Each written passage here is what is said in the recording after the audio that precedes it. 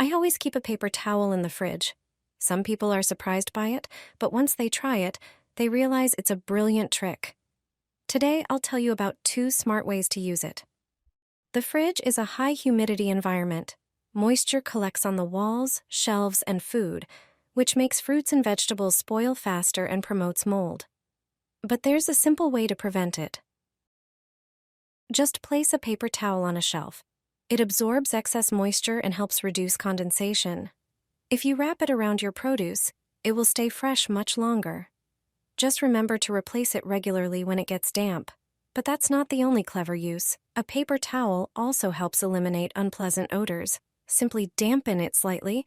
It works like a natural sponge for smells. For even better results, sprinkle a teaspoon of baking soda on it.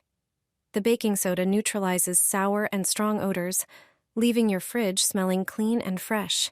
It's an easy, low-cost, and completely natural solution to keep your fridge fresh without any chemicals.